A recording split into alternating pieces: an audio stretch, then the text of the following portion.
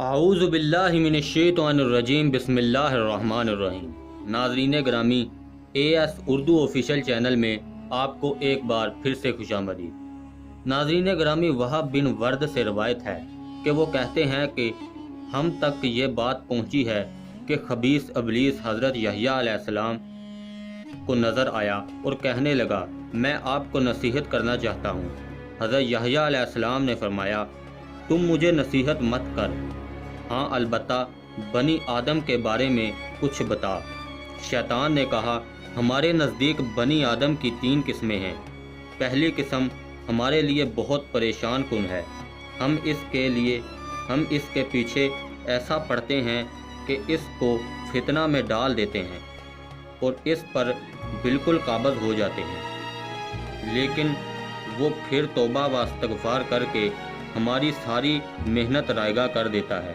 ہم دوبارہ اس کو فتنہ میں ڈالتے ہیں تو وہ پھر توبہ و استغفار کر لیتا ہے، چنانچہ نہ تو ہم اس سے مایوس ہوتے ہیں اور نہ ہی اس کے تئیں ہمارا مقصد پورا ہوتا ہے۔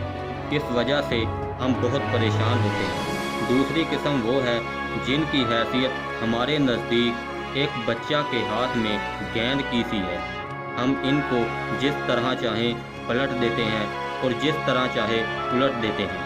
تیسری قسم وہ ہے جو آپ ہی کی طرح معصوم ہے، ہمارا ان پر کوئی بس نہیں چلتا۔ اس پر حضرت یحییٰ علیہ السلام نے فرمایا، کیا تمہارا مجھ پر بھی بس چل سکتا ہے؟ اس نے کہا، کبھی نہیں، صرف ایک مرتبہ جب آپ کھانا کھا رہے تھے تو میں آپ کی کھانے کی خواہش کو بڑھانے لگا، یہاں تک کہ آپ نے ضرورت سے زیادہ کھا لیا اور سو گئے اور اس رات نماز کے لیے نہیں اٹھ سکے جس طرح ہر رات اٹھا کرتے تھے۔ یحییٰ علیہ السلام نے فرمایا، قسم بخدا اب میں کبھی شکم سیر نہیں کروں گا۔ شیطان نے کہا، بخدا میں بھی آپ کے بعد کسی نبی کو نصیحت نہیں کروں گا۔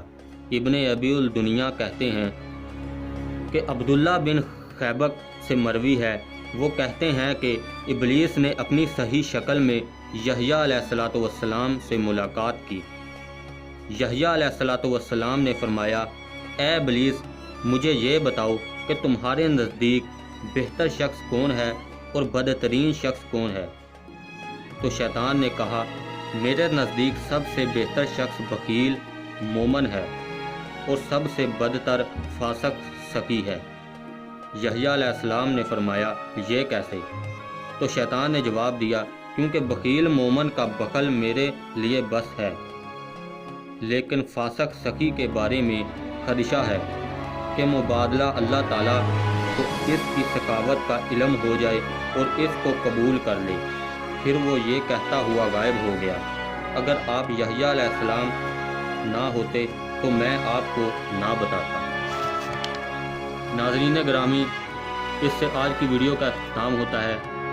پلیز میرے چینل کو سبسکرائب اور ساتھ میں بیل آئیکن کو ضرور دبا دیں۔ اللہ حافظ۔